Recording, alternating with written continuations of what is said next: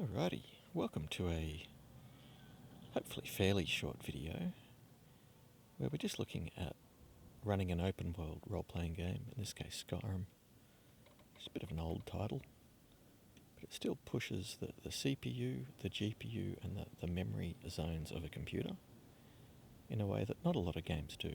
So it can be a title that requires slightly different tuning to make it run optimally.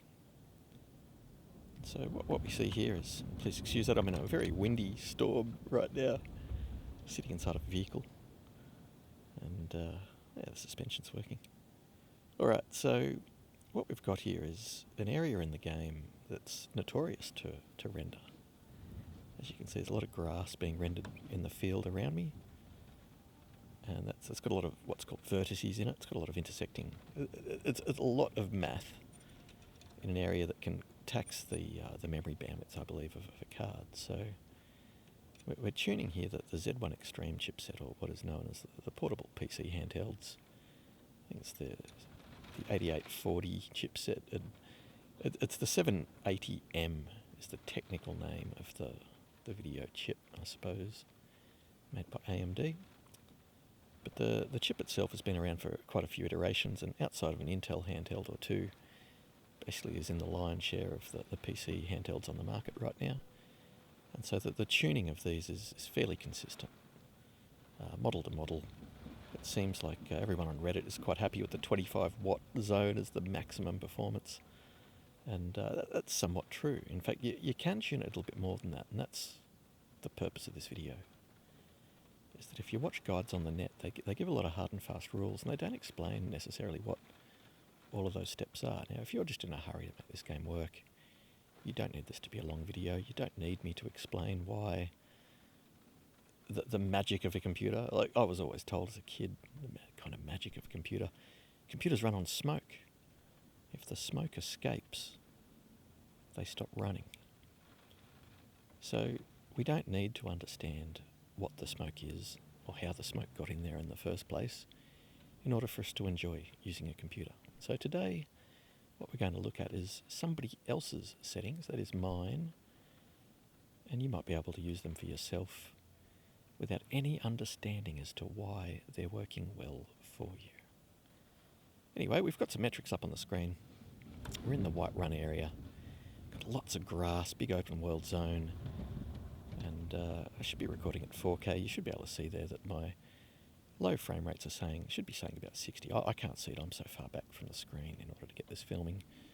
But I've been leaving this running now for such a large amount of time that it's been rock stable, it's consistent. And I've got 3 little zones in the game that I've been testing. And if I gave myself an unlimited power budget and plugged a USB cable into the device and cranked how much power I was throwing into the video chip and overclocking the thing as much as I can possibly get out of it, I can get higher frame rates than what we are currently seeing. But why I've tuned for this profile is that it should be able to run on battery just as well as it can run when plugged into the wall. And so what you'll notice on this little column here to the left, one of the headings at the top there will actually tell you what the GPU speed is. Now this is a Legion Go, the first version of the Legion Go's. It's using the Ryzen, the Z1 Extreme, or as I just described, the Radeon 780M chipset. It's got a very good cooling solution. It's also got a very high resolution screen. And it's a low powered graphics chip, so rendering hard to render graphics to a really high res screen is sort of a little bit beyond what should be the technical capabilities of these handsets. And so when tuning this game, I've been using a few different rules and not just setting it for the biggest numbers, because the biggest numbers didn't translate to the best frame rates consistently in the game. And again, I can tune faster speeds into it that will work when it's on wall power. But if you then unplug that cable, you lose instantly like 10 frames a second or something. And the alternating your frame rates while playing can be quite jarring. And so after quite a lot of time tweaking this little unit, the reason why I've settled on these numbers is not the frame rate highs, but the frame rate lows. that I have focused on. So in this case, it's I just noticed I had basically no micro stutter for such a large amount of time when running around this area in the game. And I mean, instead of just spinning a camera, I mean, I'll just go for a little run, right? So we've got lots of vertices, and I should be able to run up to the Whiterun Hall. Okay, and so after I finish a little bit of a run around here, we should be able to see some numbers. We should be able to see they're fairly consistent. And then I'll load up a different area of the game and we'll see how that performs. Now, these are not my best numbers, right? This has been running now for a very long time. You'll actually see when we look at the power profile and how I've got it tweaked, it can burst up to use a lot more wattage than it's currently using. For the rules of thumb, as told to me by the internet or possibly the chipset manufacturer, is that the boost thresholds are meant to be 8 seconds for the big potential boost, 30 seconds or 20 seconds or something for the next level down boost, and then your bottom level setting you should be able to ideally hold. And the reason I know that this is a pretty solid set of numbers is that the bottom level setting, matching the Lenovo here, the Lenovo themselves have set the Legion Go to a maximum battery speed for the video chipset of about 2 gigahertz. It's technically 1950 megahertz. And when you're on wall power, that can shoot up to 2400 megahertz, or technically 2700 megahertz. And I've seen it this morning, I saw it at 2600 megahertz very briefly. But the reality is when you're on battery, it pretty much limits itself to just south of 2 gigahertz, 1950 megahertz. And this current profile will actually happily hover around that 1950. And I actually see it shoots up to about 2050, and it also shoots down to about 1900. And the fact that it varies by 50 megahertz up or down from the potential top speed is why I believe it's very well tuned for battery usage. And then if you unplug the cable, you're going to get consistent performance. All right, so we've just run around there. I'm just going to tab out and see if my task manager is up such that I can... Okay, it wasn't. So I'll just go back into the game for a moment. Right, what we're looking at there is, you might see I'm only using 6 CPU cores with no hyperthreading. And that's because rather than putting a lot of voltage into the CPU part of the chip, which isn't needed, I'd rather all the voltage I've got when I'm on battery to go to the video chip part, which is needed. It's needed to render all these complex graphics. So I'll just tap back out to there. Okay, so we can see the CPU usage. It's quite low. And it depends on the overclock. It'll auto-overclock, and it basically doesn't hit the top of the graph there, meaning the CPU isn't really limiting us. Certainly not in this game. Other games might need a different profile. That's fine. So let's look at the settings. Okay, what we got there? So 25. So I've gone custom, as you can see. 25 is the one we want to hold no matter what.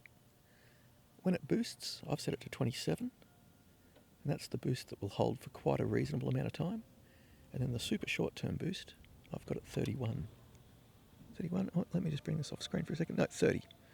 So 30 is the top number there, 27 and 25. And I find if it goes below 25, I lose about up to 10% of my frame rate in this zone. So that there is the low mark. Obviously, this isn't the 15-watt ultra performance profile where you get many hours of battery life. This is the one that gives you the most amount of performance, the most amount of frame rate, so you can really enjoy your game. Now, I have done a custom fan profile here. There is a reason for that. I do believe that the heat the system exits once it goes above a certain speed is actually less efficient than at the lower speeds. So I prefer it to not peak above that. And I do find that the chipset itself seems to like operating below 78 degrees Celsius. So these settings will basically go up to about 76, 77, but they don't go so high as to then start throttling the video card too high. Now the all-important thing here is to use a frame rate limiter. That there will stabilise the low frame rate. That is really crucial. I'm just going to tab out. We'll go over to the AMD. Oh, there goes my camera. It's just resting on me. So we'll shoot over here. So we've got a little bit of a Skyrim profile going on. You might find here that I'm using the chill to set a low frame rate, and then the frame doubler to double up to a really nice smooth everywhere and works well with the Lenovo Legion Go frame rate. So I guess the only other thing we need to look at is the Skyrim settings, which they're just all set to ultra. And I just run the screen res at 1920 by 1200, and then I use the Radeon Super Resolution to take it up to 2560 by 1600. So you'll actually see here, right, so I'm rendering the game. I've set the Skyrim settings to render at 1920 by 1200, and then we've got the Radeon Super Resolution up, which then upscales the game to the native resolution. And it takes a second or so for it to do that, but you actually do see the image become a lot sharper in the process of doing that. You give up a little bit of your lower frame rate lows. It is worth it, because when you double the frame rate, as long as you can get above 30 frames a second everywhere you go, the doubled up frame rate makes the game feel really smooth. It does make it feel like the controls are still really responsive. But the benefits of operating in a window, if they're about 60 frames a second, the game feels good, but with what feels like almost a native resolution of 2560 by 1600, which is running on battery with a fan profile that's so quiet you don't hear it, it does make for a fairly impressive experience. But that being said, there is a couple of things that need to be done. What I might do is just quitting out of this game, and I'll take you through the BIOS, and I'll just show you how to get those settings the way they should be. Right, so I'm just going to go dunk, I'm just going to go restart, and what you want to do is hold the volume up button down, so at the top of your machine, little button up here, you don't really see my finger on it, but I'm just going to hold down that volume up button, so as the unit starts. Oh, it's taking a while. Maybe I've got to hit start. Oh, look, there's just dead air and a black screen. Isn't this fun? Let's try again, right? Can't trust Windows to know how to restart itself. Okay, so that time it accepted me holding down the volume up button. I'm just going to choose an option here which says BIOS setup. Sorry if it's a little bit too bright. Okay, I kind of need to change the exposure, so what I'm going to do there is I'm just going to open up my aperture. Alright. Okay, so we're going to go down to configuration, and we're just going to scroll down this page. There's a few things in here we can turn on or off. I like to make the frame buffer up at the 4 gigabytes mark. Gives you 4 gig of VRAM to play with. Some people will prefer 6 gig. So I turn off the virtualization technology. I've also turned off the hyperthreading, as you'll find. I've set the charging speed while it's under high load to slow, just to keep those temperatures down. You've got the increased external compatibility. That just gives more power to your USB ports. You leave that down. And then I've set the memory to 6400, and I've set the cores to 6 with the hyperthreading off. That allows maximum amounts of power in the chipset to just lean over onto the video card side and allow those frame rates to go up. And if you then work in conjunction with a frame limiter, you'll actually find that the game will constantly push for above 60 frames a second, whilst looking like it's running at 2560 by 1600 or super high res, and with all the details cranked. Skyrim running at max settings.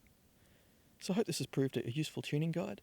Once you're done on this, you just quit out either F10, or you can just come over to exit on the side, save your changes, and exit, and the machine will restart. So make a couple of changes in your BIOS, a couple of changes to the way you run your Legion Go control setup. So limit the wattage, use your frame limiter, and you'll find that you should be able to get ultimate performance, even on a small portable like this, that remains consistent between using USB and being on battery, pure and simple. Alrighty, well wishes with you. You have a great day.